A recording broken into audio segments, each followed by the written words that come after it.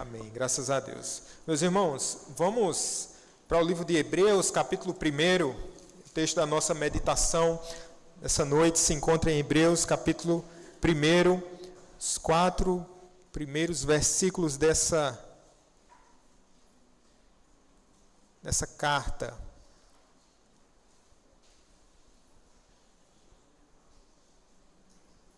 Hebreus, capítulo 1.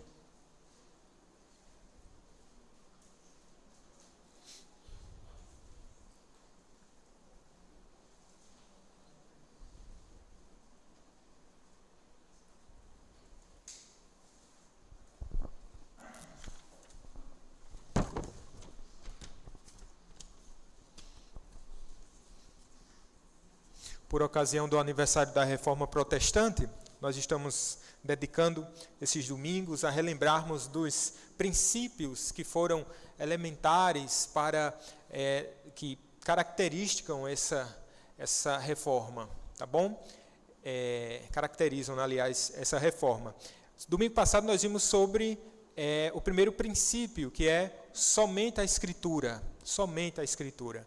Nós vamos ver hoje sobre esse segundo lema, que é somente Cristo. No decorrer desse mês nós teremos a oportunidade de ouvirmos sobre os outros lemas, que é somente a fé, somente a graça e a Deus toda a glória. Tá bom? Então que você nos acompanhe. No último domingo a gente vai ter em dose dupla aqui. Vamos trabalhar esses temas, tanto na EBD quanto no culto da noite. Vamos ler o texto sagrado, irmãos. Hebreus capítulo 1, versículos 1 ao 4. Vamos ler juntos? Eu peço que os irmãos participem comigo.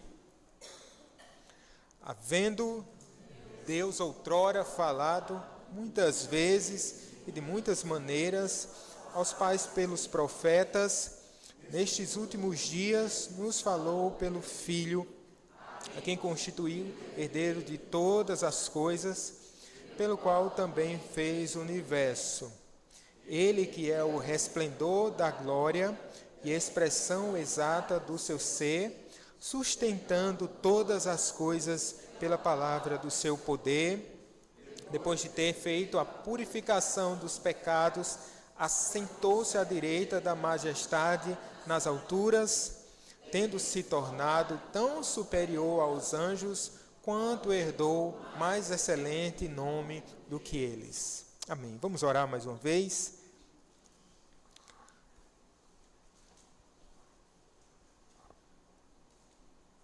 Senhor, fala ao coração do teu povo. Precisamos da tua palavra. Que sejamos instruídos. Que o nosso coração, Senhor, seja despertado à fé nessa noite. Ou seja fortalecido, ó Deus, pelo fundamento da sã doutrina. Cristo Jesus, o motivo da nossa esperança maior. Que o Senhor, pois, nos oriente para que saiamos daqui contentes, ó Pai, com aquilo que o Senhor tem para nos oferecer por meio do Evangelho, depois por meio, Senhor, dos sacramentos. Louvado seja o teu santo nome, Pai. Nós queremos pedir a tua bênção sobre nossas vidas agora. Amém. Amém. Eu coloquei no boletim um breve relato de um missionário que esteve aqui no Brasil, vindo da Inglaterra, no ano de 1805. O nome dele é Henry Martyn. E Henry Martyn, ele ficou dentro dessa primeira experiência dele em solo brasileiro, percebeu que era um povo por demais religioso. Como foi que ele percebeu isso? Através das cruzes. Havia muitas cruzes e o relato dele é esse. Ao falar sobre o Brasil. Há cruzes em abundância, mas quando será levantada a verdadeira doutrina da cruz? Essa foi a indagação dele, onde percebendo a grande religiosidade, mas que não se traduzia de verdade com o conhecimento, com a doutrina verdadeira, ele tem essa percepção. Essa também foi a percepção dos nossos irmãos lá na Idade Média. Século XVI, onde havia uma religiosidade de fato, onde haviam igrejas, onde haviam rituais. No entanto, era uma igreja que estava distante do Evangelho, distante da cruz. Na verdade, até que existiam muitas cruzes lá, sendo comercializadas. Eram era dito que alguns pedaços de madeira ali faziam parte da verdadeira cruz, da cruz original, e esses fragmentos eles eram comercializados. E ali é um dos grandes ensinos que foi combatido por Martinho Lutero e por outros irmãos, que é a venda de indulgências. Haviam de fato cruzes, mas elas estavam desprovidas do seu significado maior. Não é o símbolo em si, símbolo por símbolo, eles são vazios. Se você pegar o seu carro e for a Cabaceiras, é o roteiro que a gente faz com muita frequência, você vai ver cruzes na beira da estrada. Você olha ali, alguém morreu aqui nessa curva ali e tal, mas essa quantidade de cruzes, elas não nos mostra o Evangelho. Se nós fizermos esse movimento temporal, saindo ali da Reforma Protestante e chegando ao século XXI, a percepção que nós temos e a exclamação, e se o Henry Martin tivesse aqui vivendo na nossa década, no nosso tempo, eu creio que a indagação dele seria semelhante. Ele poderia dizer com muita tranquilidade, e infelizmente ele poderia dizer: há cruzes em abundância no Brasil, mas quando será levantada a verdadeira doutrina da cruz? A doutrina da cruz tem sido combatida desde sempre, desde os primórdios. Onde o Evangelho tem sido plantado e semeado, Satanás ele vem em seguida para tentar arrancar essa semente do Evangelho. E quando assim não faz, ele tenta diluir e transformar essa mensagem em mera religiosidade, ou trazendo tantas outras coisas e misturando tudo. E esse é um grande desafio que nós temos. E esse é o grande clamor que nós fazemos. Por isso, um dos grandes lemas da Reforma Protestante é a Igreja Reformada sempre reformando. Porque é muito fácil, meus irmãos, nós nos desviarmos da verdade da cruz. É muito fácil, porque há tantos e tantos discursos aí que são palatáveis ao ouvido, que eles são bons de serem escutados, mas eles têm engano. Coloca alguma coisa de Cristo aqui ou ali, mas na sua essência a cruz é esvaziada. Se nós chegarmos à igreja aqui do primeiro século, a quem o autor de Hebreus escreveu esse tratado teológico tão importante, nós perceberemos que havia ali uma tentativa de tirar Deus do centro. A grande tentação daqueles irmãos era voltar aos velhos rudimentos passados ali da lei judaica. Eles estavam sendo tentados e era uma realidade de sofrimento. Nós não sabemos quem escreveu essa epístola, mas alguns dizem que foi o apóstolo Paulo, outros colocam ali em Silvano, e tem tantos nomes aí que estão concorrendo à autoria desse texto sagrado. O fato é que fica aqui durante esse texto nós percebemos que o autor ele tinha um grande conhecimento do judaísmo. Só nesse capítulo, num trecho aqui, na sequência aqui do nosso texto, vai haver 7 citações do Antigo Testamento. Era alguém que conseguia traduzir muito bem e fazer essa revelação que a gente chama na teologia, revelação progressiva desses símbolos, desses sinais, todos remetendo a Cristo Jesus. Então ele vai usar esses símbolos com abundância. O fato é que essa igreja também ela passava por um momento de sofrimento. Estava sendo tentada a tirar Cristo do centro da sua devoção.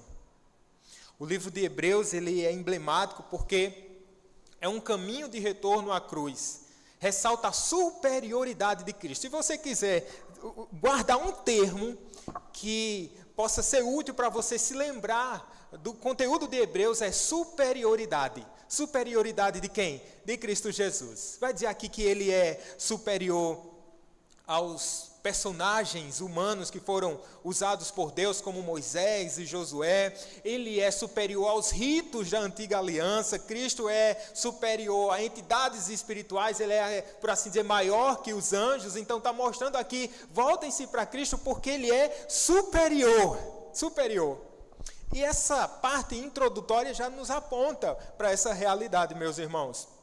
Eu quero mostrar para vocês que Cristo é superior, porque não há revelação maior que Ele. Não há maior revelação do que Cristo. Depois eu quero mostrar para vocês que não há sacrifício maior.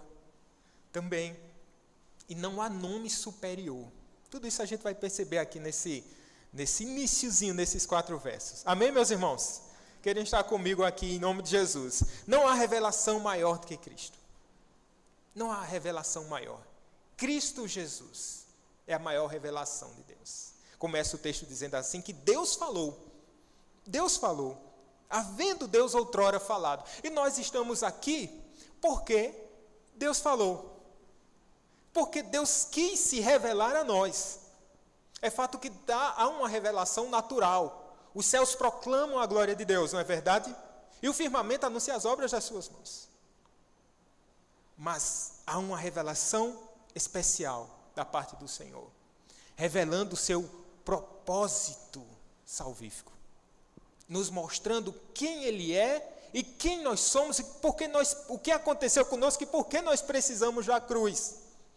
Começa Gênesis dizendo Deus se revelando e Deus falando.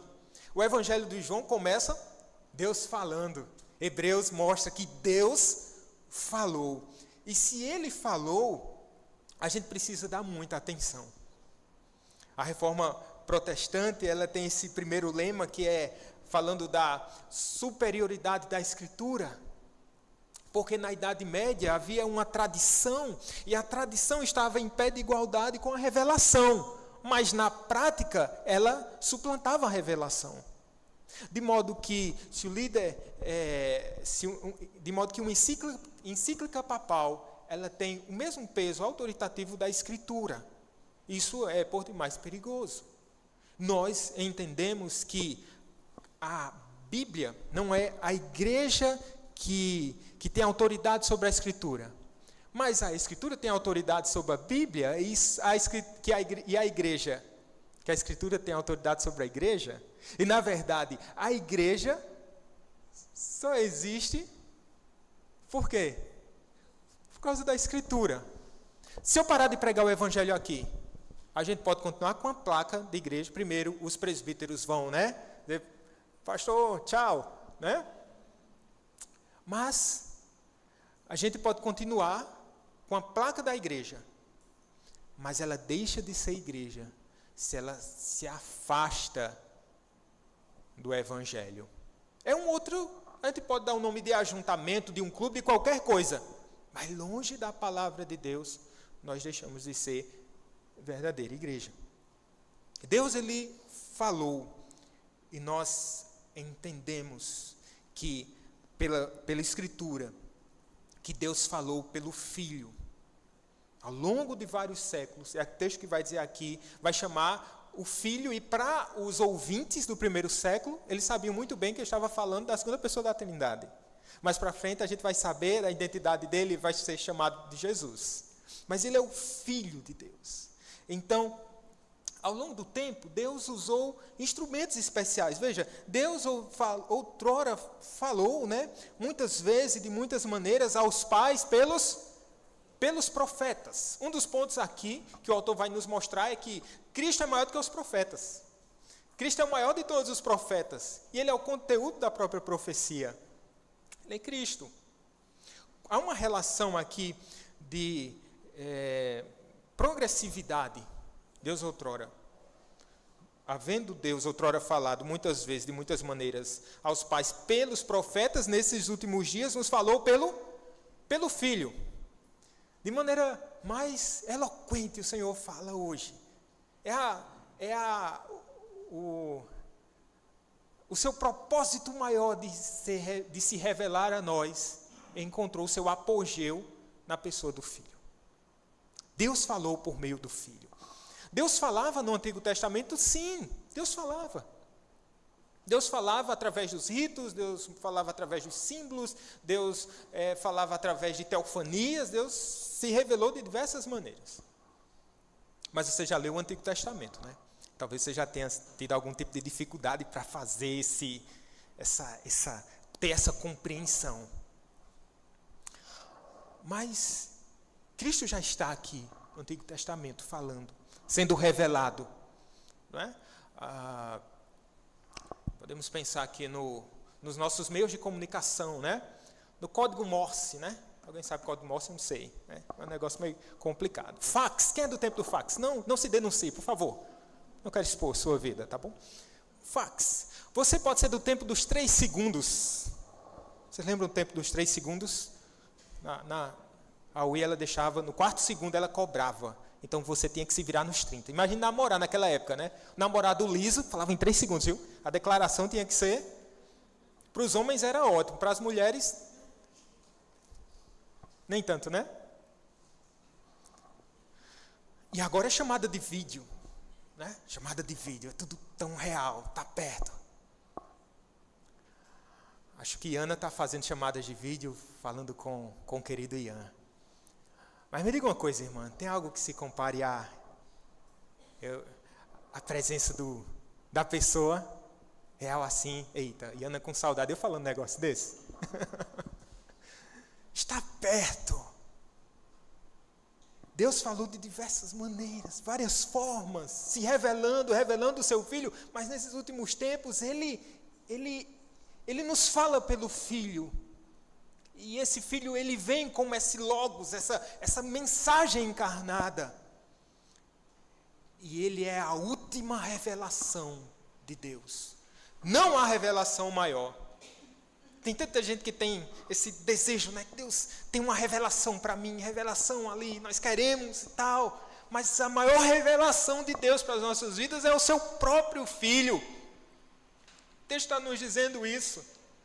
Ele se revela no seu esplendor, na sua glória. Esse é o Cristo aqui, meus irmãos. Ele foi constituído como herdeiro de todas as coisas, pelo qual também fez o universo, diz o texto, que nestes últimos dias, ou seja, quais são esses últimos dias? Desde a encarnação do Filho, desse profeta superior. O Antigo Testamento é como uma luz ao amanhecer, eu gosto dessa imagem. E o Novo Testamento é como o sol do meio-dia, onde a gente consegue perceber com clareza, né? Com nitidez. Assim Cristo nos é revelado. O livro de Malaquias termina com essa profecia: nascerá o sol da justiça, trazendo salvação nas suas asas. Isso, de fato, acontece por meio da vinda do Filho. Podemos pensar em outros termos, como promessa e cumprimento. Promessa no Antigo Testamento, cumprimento no Novo Testamento, ou como diz um pastor conhecido, Franklin Ferreira, ele diz assim: tudo o que vem antes é preparação para a cruz, e tudo o que vem depois é um desdobramento do que aconteceu naquela sexta-feira de Páscoa em Jerusalém. Cristo é a mensagem, Ele é o profeta, e Ele nos fala ao coração. Mas ele é anterior ao período profético, porque o texto vai dizer, olha, parte do verso 2, parte do verso 3 vai dizer assim: pelo qual também fez o universo. Parte do verso 3 assim, sustentando todas as coisas pela palavra do seu poder. Veja, ele não se tornou profeta na encarnação, ele não passa a falar somente após sua encarnação, mas esse Filho, ele sempre falou, e a sua palavra ela é poderosa. Através da sua fala, ele sustenta todas as coisas. Ele sustenta o universo pela palavra do seu poder. Sua palavra é criadora, sua palavra é sustentadora. Paulo escrevendo aos Colossenses, ele diz assim: porque nele foram criadas, vocês lembram? Todas as coisas, nos céus e sobre a terra, as visíveis e as invisíveis, sejam tronos, sejam soberanias, quer principados, quer potestades, tudo foi criado por meio dele e para ele. João vai nos dizer que todas as coisas foram feitas por intermédio dele, sem ele nada do que foi feito se fez. Sendo assim, irmãos, todo o universo depende do Filho, como esse Deus unigênito. Pois sem essa sua ação sustentadora, todas as coisas virariam pó. O mundo criado precisa da voz sustentadora do Filho. E você precisa? Quantas vezes nós não estamos quebrados? E esse maravilhoso profeta, ele fala ao nosso coração. E ele nos reconstrói. E ele nos fortalece. No dia mais difícil da nossa existência, você precisa de quê, meu irmão? você precisa da palavra do Filho. É essa palavra que lhe orienta quando você está perdido, não é? Essa palavra que dá sabedoria àquele que está perdido. Essa palavra que dá direção àquele que quer seguir num bom caminho. Essa palavra que exorta quando eu estou pisando na bola. Essa palavra que me dá paz em meio à guerra. É esse Cristo que ao falar, Ele acalma a tempestade. Esse Cristo bendito. Ele é o Filho. Nós precisamos da voz dEle. Por isso não há revelação maior que Ele. A suprema revelação é Cristo Jesus. Você precisa de algo mais? Você precisa? Falei nessa semana que de um episódio, já falei algumas vezes, mas acho interessante. Certa feita, Heitor chegou para mim e disse: pai, eu li o último versículo da Bíblia, pai. E ele disse: que a graça seja com todos. Alguma coisa do tipo, né? Que a graça do Senhor seja com todos. E naquele dia, um dia comum, mas eu estava precisando tanto saber como terminava a história. A gente está vivendo esse intervalo entre o já e ainda não. Momento de inquietações, de incertezas, seja no campo pessoal, talvez na família, na economia, na política internacional, porque a gente gosta de saber problema e colocar problema no coração, né? Já basta os problemas da gente, a gente ainda fica caçando coisa. Mas nesse meio tempo, nesse intervalo tão turbulento, você sabe como a história termina. Cristo já disse para você como é que ela termina, não é? Isso traz consolo para a nossa alma. Deus falou por meio do Filho. Mas, meus irmãos, não há sacrifício comparado ao dele. É a segunda coisa que eu quero mostrar para vocês. Não há sacrifício igual. No final do verso 3 diz assim: depois de ter feito a purificação dos pecados, assentou-se à direita da majestade nas alturas. Veja que está mostrando aqui o esplendor da glória, né? Algo que brilha, que é reluzente. Ele é o resplendor da glória do Pai, a expressão exata do seu ser. Essa expressão exata, esse termo aqui é de onde a gente extrai a palavra caráter. Então, é como a imagem de um rei, um efígie, que retrata muito bem o desenho do personagem. Mas aqui, meus irmãos, está mostrando a glória do Pai está no Filho. Filipe, certa feita, disse a Jesus: mostra-nos o Pai. Aí Jesus disse: eu estou há tanto tempo convosco, você ainda me pergunta isso. Ele é a expressão exata. Veja que é algo glorioso. Estamos vendo esse Cristo da glória, esse Redentor poderoso. Está nas alturas, desde toda a eternidade, para todo sempre, Ele é. Mas agora, rapidamente, o autor aos Hebreus, ele mostra outra realidade, outra faceta em glória agora, por assim dizer, desse Filho. O que é que ele diz? Depois de ter feito a purificação dos pecados, assentou-se à direita da majestade nas alturas. Essa primeira parte, depois de ter feito a purificação dos pecados, isso nos remete ao ofício sacrificial, ao ofício sacerdotal. É um dos ofícios, mais uns ofícios do Antigo Testamento, que Jesus ele vem e traz essa completude. Uma das formas como Deus tratou o povo e como Ele falou foi através do ofício profético. E veja como se complementa com o ofício sacerdotal. Por quê? O ofício profético é Deus falando conosco, revelando a sua vontade e assim revelando o seu Filho, ok? E o ofício sacerdotal é o homem se apresentando na presença de Deus. E eu pergunto, como é que o homem pode se apresentar na presença de Deus? No Antigo Testamento,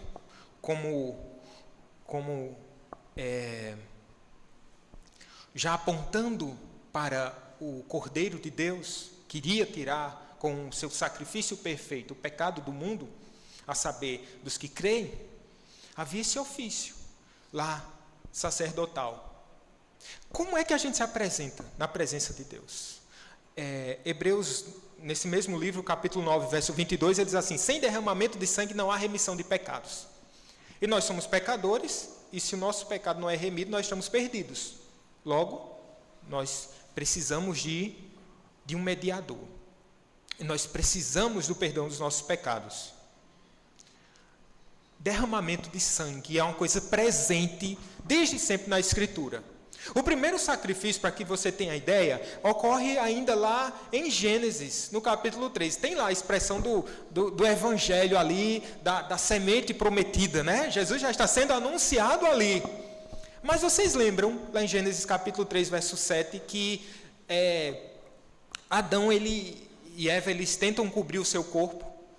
Eles tentam cobrir o seu corpo. E ali eles fazem lá uma roupa, devia estar bem esquisita, de folhas, né? Ia secar rápido e, enfim. No verso 21, depois do Senhor Deus visitá-los e proferir o justo castigo, mas já apontando para a redenção, ele faz o quê? Ele cobre a nudez de Adão e Eva. Ele faz o que lá? Quem sabe? Através de o quê? Através da pele de animal. Ou seja, houve o que ali? Houve um derramamento de sangue. Isso vai caminhando, a gente chega no ofício sacerdotal. Um dia lá, onde o sumo sacerdote, né, alguém da linhagem de Arão, da tribo de Levi, ele oferecia um sacrifício, e o texto vai dizer que de Levítico, vai dizer que ele oferecia sacrifício primeiro por si mesmo, para depois oferecer sacrifício pelo povo, no dia lá da expiação. Era isso que ele fazia. Mas está dizendo aqui no texto que Jesus, o Filho, ele, depois de ter feito a purificação dos pecados, e como foi essa purificação? Através do seu próprio sacrifício. Do seu próprio sacrifício. Perceba o que está acontecendo aqui. O sacerdócio de Cristo é superior pela validade do seu sacrifício. Os rituais do Antigo Testamento, eles precisavam ser repetidos e repetidos e repetidos continuamente. Era isso que acontecia. Mas o sacrifício de Cristo aconteceu uma única vez, irmãos, e foi suficiente. Então, essa validade perene desse sacrifício, a qualidade também do profeta nos salta aos olhos aqui. O sumo sacerdote, do jeito que eu falei para vocês, ele precisava primeiro se purificar. Ele se purificava e depois oferecia sacrifício pelo povo. Cristo, ele sempre foi puro. Ele é a ovelha sem manchas. Aquele que não conheceu o pecado se fez pecado por nós. A verdade é essa. Então veja, ele se coloca como essa qualidade desse profeta, apresentando um sacrifício válido para sempre, um sacrifício perfeito. Eu pergunto a você, dá trabalho repetir o mesmo trabalho, não é? Assim você fica meio desmotivado, você faz toda a limpeza da casa. Você limpa os móveis, você passa o pano, aí daqui a pouco, o que é que acontece? Uma poeirinha aqui, outra ali. Você lava a roupa e depois tem que botar de novo na máquina e é algo repetitivo. Você lava o seu carro, deixa brilhando, aí você já teve vontade de levar o carro no ombro, para nem os pneus assim tocar, você saiu do lava já, está brilhando, meu amigo, você deu grau em casa, mas logo vai voltar a sujar. Você faz você edifica um grande prédio, logo mais você vai precisar fazer reparos aqui ou ali, mais cedo ou mais tarde. Um rei, ele cuida das suas fronteiras e ele conquista o território inimigo e fica todos ali cuidando das suas fronteiras, mas logo mais ele precisa estar atento, porque senão o inimigo vai novamente entrar. Por quê, irmãos? Porque dá trabalho isso, repetir a mesma coisa. O sacrifício de Jesus, ele foi excelente. de tal modo que não é mais necessário nenhum sacrifício de sangue. Ele foi e cumpriu esse ofício, ele se apresentou de uma vez por todas e para sempre. Por quê? Porque o seu sacrifício é perfeito para todo o sempre. E como é que a gente percebe isso? O texto vai nos dizer, meus irmãos, que ele fez a purificação dos pecados. Isso nos mostra que Deus aceitou a purificação dos pecados, Deus aceitou o sacrifício de Cristo Jesus. A prova disso é o que? A ressurreição ao terceiro dia. Mas mais, ele está assentado à direita da majestade nas alturas. Não tinha cadeira no Santo dos Santos, que era o local lá onde o sumo sacerdote aspergia sangue lá na arca da aliança. Não existia cadeira, mas Jesus está sentado. Jesus está sentado, isso é uma figura, tá bom? Para mostrar que não precisa fazer mais nada. Ele está sentado para nos mostrar que o seu sacrifício, ele foi completo, inteiro, e por isso o autor aos Hebreus, ele está perplexo, dizendo assim: por que vocês querem deixar isso que é tão perfeito e tão maravilhoso e que é suficiente para a vida de vocês e voltar para os velhos rudimentos, para outras práticas de sacrifícios, por exemplo? Nós precisamos lembrar e nos apropriar dessa verdade, meus irmãos. Esse é o descanso bendito da nossa alma. Ele descansou da sua obra de salvação para nos dar descanso dos nossos pecados. Certo autor vai dizer assim: de um sentimento de maravilha e admiração, esse texto começa, para um sentimento de dívida pessoal que a contemplação da atividade divina na escala cósmica nunca poderia evocar. O que é que significa, pastor? Ficou complicado para mim. Quando a gente olha o Deus glorioso, o Cristo glorioso, a gente fica perplexo e admirado. Quando a gente olha o Cristo na cruz, a gente fica com um sentimento de dívida. Ele que entrou na nossa história e pagou pelo nosso pecado. Por isso, meu querido irmão, se você está em Cristo, você pode descansar a sua alma. Por isso ele diz assim: vinde a mim todos vós que estáis cansados. Ele promete-nos já o quê? Alívio. Aqueles que querem ser justificados pelas obras, por aquilo de bom que fazem. Isso é impossível. E é insuficiente. Poderíamos estar aqui diante dos homens mais piedosos dessa terra. Ainda assim, iria ser encontrado mácula no seu coração. No entanto, é por isso que tudo aponta para o sacrifício do Cordeiro. Não sobrou nada para você fazer. Imagina assim, você limpou a casa quando? Imagina só, você volta para casa, está tudo limpinho. Nunca mais você vai precisar limpar a sua casa. Nunca mais você vai precisar lavar seu carro. Você ficaria feliz com isso?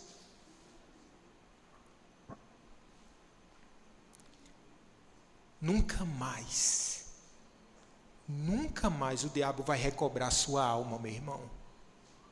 Nunca mais você será cobrado pelo seu pecado, porque Cristo Jesus na cruz do Calvário, ele disse o quê? Está consumado, está pago para todo o sempre. Mas esse descanso só tem quem se achega a Cristo Jesus. Eu não quero que você saia daqui nessa noite com essa esperança, se você está longe da cruz, meu amigo. Você não pode sair daqui com essa esperança, se você está distante da cruz. Se você ainda está assentado, ainda se deleitando da mesa do mundo, envolto em seus pecados, e de maneira deliberada está tendo uma vida que desagrada a Deus. Não, essa palavra de consolo não é para você, pelo menos nesse momento. Mas se você se voltar para Cristo, você pode sair daqui com essa certeza. Você pode sair daqui com essa paz que excede todo entendimento. Cristo Jesus Se ele for o seu sacerdote, meu irmão, ele vai purificar as suas vestes. E ele vai lhe apresentar diante do Pai. Sabe por quê? Sabe qual é o trabalho de Jesus hoje? Ele está intercedendo por nós junto ao Pai. Que maravilha. Mas, meus irmãos, não há revelação maior que Ele. A plena, perfeita revelação de Deus está no Filho. É o Filho que revela o Pai, a sua glória e o seu esplendor. Mas não há sacrifício comparado ao dele. E por fim, não há nome mais excelente que o nome de Jesus. Não há nome mais excelente. Diz ainda no texto, verso 3, assentou-se à direita da majestade nas alturas. Olha que texto interessante. Ele começa mostrando a glória eterna do Filho, depois mostra o quê? Esse Filho como sacerdote, e agora está elevando esse Cristo. Está percebendo? Majestade. Majestade nas alturas. Cristo já foi relatado aqui em sua glória e esplendor. Essa glória ele teve desde sempre. Depois ele vem e faz a purificação dos nossos pecados. E ele é o que a gente chama de exaltação. Ele foi exaltado.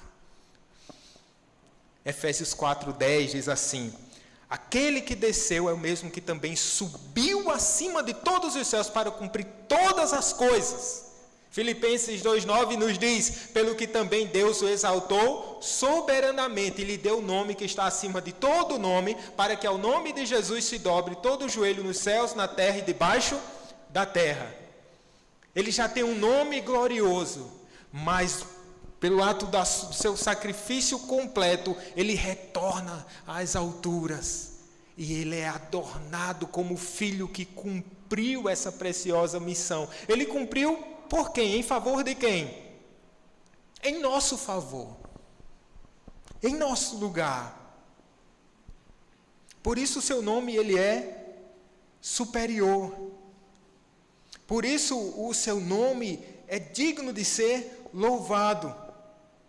Ele está na majestade, nas alturas. O Salmo 24 vai mostrar esse cortejo real, desse Cristo voltando à sua glória, desse Cristo que cumprindo a sua missão retorna. E quem é esse Rei da Glória? Abram-se os portais para que entre o Rei da Glória. O Salmo 24 vai nos mostrar esse Rei sendo adornado. E por isso o texto vai terminar dizendo assim: tendo se tornado tão superior aos anjos, quanto herdou o mais excelente nome do que eles. Os judeus tinham uma visão assim exagerada sobre os anjos, sobre esses seres angelicais. Inclusive, no decorrer aqui desse texto, ele vai mostrar ainda de maneira mais enfática, porque ele é superior aos anjos. Eles associavam os anjos aos grandes eventos do Antigo Testamento, crendo que Deus dera a Moisés a lei através da mediação de anjos, e que fora a voz de um desses seres que falaram a Moisés na sarça em chamas. Então eles sempre tinham essa visão voltada para os anjos. Hoje tem crente que gosta de anjo, né? Fala muito de anjo, né? Os judeus caíam nesse erro também. De fato, os anjos, eles são seres que a Bíblia não fala muito sobre os anjos, percebeu? Eles aparecem em momentos importantes, mas ela não se debruça ali a mostrar. Aqui e ali, certamente, a gente tem uma teologia, uma doutrina, né, que fala sobre os anjos, mas Hebreus vai nos dizer que eles são seres ministradores da parte de Deus. Qual a função deles? Servir aos propósitos divinos. É fato que esse Cristo, por ocasião da sua encarnação, ele foi feito menor do que os anjos, né? Mas agora, por ocasião da sua obra perfeita, é nos mostrado que o seu nome é superior aos anjos. Mais uma vez aqui, nos é mostrado porque esse Cristo, ele é superior. Por que esse Cristo é superior? Nós vimos aqui 3 ofícios, meus irmãos: o ofício profético, o ofício sacerdotal e o ofício real. Eram 3 ofícios lá do Antigo Testamento. E todos eles, vocês percebem que encontram o seu cumprimento em quem? Na pessoa bendita do Filho. E o que é que isso significa? Deus nos falou e Deus já nos revelou a maior e mais importante mensagem de todo o universo. Cristo Jesus, a esperança da glória. Se você está aqui, você pode ter um vasto conhecimento em qualquer uma área, seja de humanidade, seja de saúde, seja de tecnologia. Mas se você não tem esse conhecimento acerca do Filho, você ainda está ignorante acerca da salvação. Por outro lado, ainda que você não seja munido de tanto conhecimento, mas se você conhece a Escritura, você pode ser chamado de uma pessoa sábia. Se esse conhecimento gera temor em seu coração. Hoje de manhã eu estava com uma aula de discipulado com uma pessoa em um dos nossos campos missionários. Percebi que a pessoa ela tinha dificuldade, né? Dificuldade com a leitura. E a gente foi caminhando, eu ensinando e falando de Jesus. Aí eu perguntava e dizia: você crê que Jesus Cristo morreu pelos seus pecados? Ela disse: eu creio. Você crê que Jesus Cristo, ele ressuscitou para lhe dar a salvação? Ela disse: eu creio. Você crê que ele é suficiente para lhe dar a salvação? Ela disse: eu creio. Está aí uma pessoa sábia. Está aí uma pessoa que entende agora esse mistério que estava oculto e que ainda está oculto de tantos corações, mas que hoje nos é revelado. Esse é o grande conhecimento. Esse Jesus que cumpriu com todo o sacrifício, apresentando a sua própria vida, sendo morto pelas nossas transgressões, derramando o seu sangue precioso. E hoje você se reclama de qualquer coisa. Hoje você se reclama da sorte. Hoje você ainda pensa que merece alguma coisa da parte de Deus. Meu irmão, o fato de você estar aqui é sinal da misericórdia do Senhor sobre sua vida. Alguém te amou de maneira tão profunda e especial.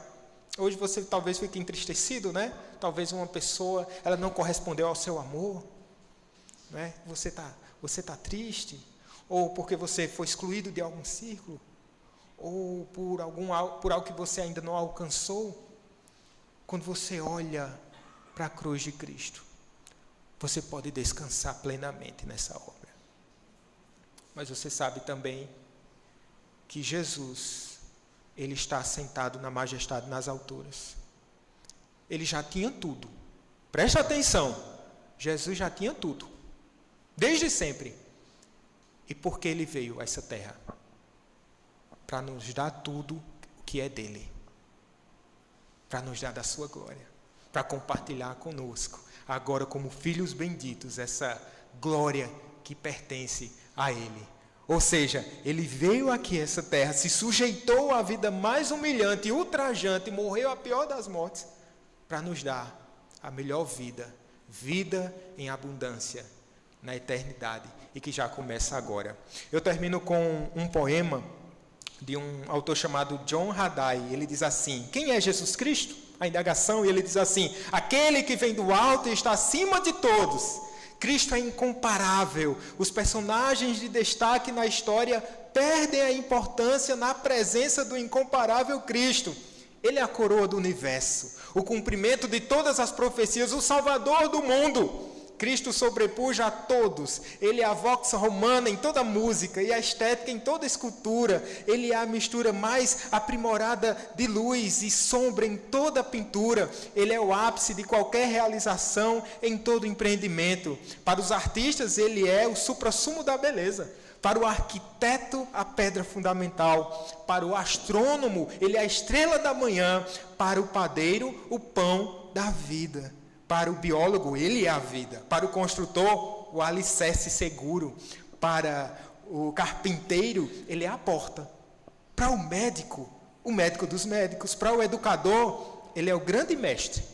Para o engenheiro, o caminho novo e vivo. Para o geólogo, ele é a rocha eterna. Para o escritor, a palavra viva. Para o fazendeiro, ele é o semeador, o Senhor da colheita. Para o floricultor, a rosa de Saron e o lírio dos vales. Para o paisagista, ele é a videira verdadeira. Para o juiz, o justo juiz da humanidade. Para o jornalista, ele é as boas novas de grande alegria. Para o filósofo, a sabedoria divina. Para o pregador, ele é a palavra de Deus. Para o estadista, o desejado de todas as nações. Para o trabalhador, ele é o provedor de descanso. Para o pecador, o Cordeiro de Deus que tira o pecado do mundo. Para o cristão, ele é o Filho do Deus vivo, o Salvador, o Redentor e Senhor. Para o discípulo, ele é o comandante geral que nos dá ordens. Com clareza incondicional e inconfundível, ele é o Cristo. Ele é incomparável. E para você, quem é Cristo? Suficiente. Ele é o seu rei, ele é seu sumo sacerdote, ele é a mais doce palavra vinda dos céus ao seu coração. Que seja. Vamos orar, meus irmãos. Quero convidar os irmãos de louvor para se aproximarem com esse espírito de graça. Nós vamos orar, depois vamos participar da mesa do Senhor. Tu és o Cristo, Filho do Deus vivo. Essa é a certeza que nós temos no nosso coração, Senhor. Não foi carne nem sangue que revelou isso a gente, mas foi o teu próprio Espírito. Ó Deus, há cruzes em abundância, Senhor, mas que seja levantada a verdadeira doutrina da cruz. Porque se conhecermos a Cristo verdadeiramente, nosso coração terá descanso pleno na sua obra. Nós te louvamos, Senhor, porque tu és o esplendor, o teu brilho é inefável, incomparável. O teu sangue, Senhor, ele ainda é vívido em nossos corações. Nós sabemos que foi pago um alto preço. Muito obrigado, porque contigo reinaremos, porque o Senhor governa o universo. Governa, pois, a nossa vida, ó Deus. Em nome de Jesus. Amém. Amém. Meus irmãos, quero convidar os presbíteros que estão presentes para nos auxiliar na mesa, enquanto nós nos preparamos para a ceia do Senhor. Abra comigo a escritura no Salmo de número 2. Salmo de número 2.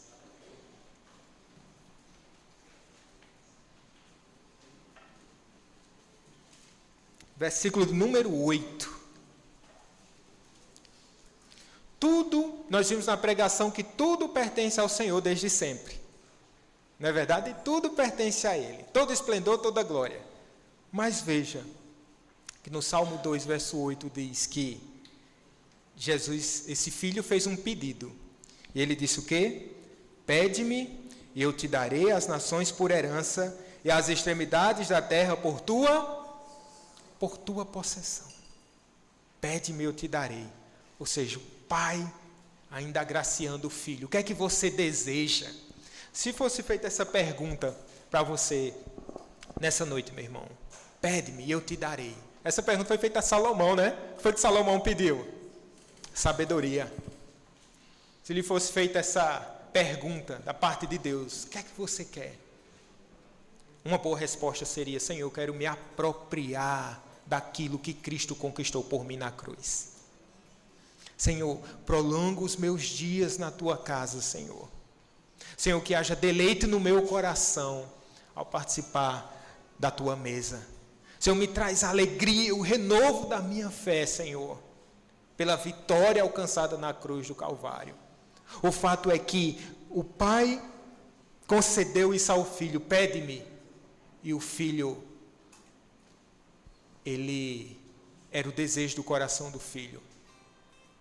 E por isso nós estamos aqui. Porque ele conquistou esse povo para ele.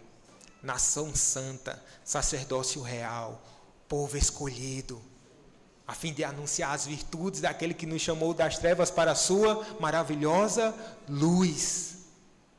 Se Cristo conquistou tudo isso para nós, nós fazemos agora parte desse sacerdócio real. E a nossa missão hoje é nos achegarmos a essa mesa com o coração puro, é nos purificar de toda maldade e nos apropriarmos de toda a bênção que Deus tem preparado para nós. Como é que está a sua vida, meu irmão? Como é que está seu coração? Você tem se voltado para o Senhor Jesus em devoção, em piedade? Eu quero convidar você a participar dessa mesa, com o coração contrito e quebrantado. Merecedor nós não somos, esse é um fato, não é? Mas fomos chamados, porque Deus, Cristo, Ele recobrou isso ao Pai. Senhor, me dá. E Ele mesmo conquistou, porque Cristo é aquele que pede, é Ele mesmo que paga o preço. Não é? Ele mesmo que paga o preço. Jesus fez isso por nós. Vamos orar? Eu quero que você ore nessa hora. Feche os seus olhos, se coloque diante do Senhor, com o coração quebrantado e contrito. Purifica-nos, ó Deus. Prepara-nos, Senhor, para a Tua mesa, para que não participemos dela de forma indigna, Senhor, mas de forma honrosa. Meu Deus, se há algum pecado contra quem nós temos lutado, concede-nos vitória, meu Deus, em nome de Jesus. A Tua promessa é essa, que o Senhor nos dará escape, meu Deus, que o Senhor nos dará livramento. Meu Deus, e essa luta, ela vai permanecer até o último dia, Senhor Deus. Mas nós queremos confiar no sacrifício do sumo sacerdote, porque Ele completou cabalmente a sua obra, para nos dar desse rico e santo privilégio, meu Deus. Purifica o Teu povo. Essa é a nossa oração. Em nome de Jesus. Amém. Se você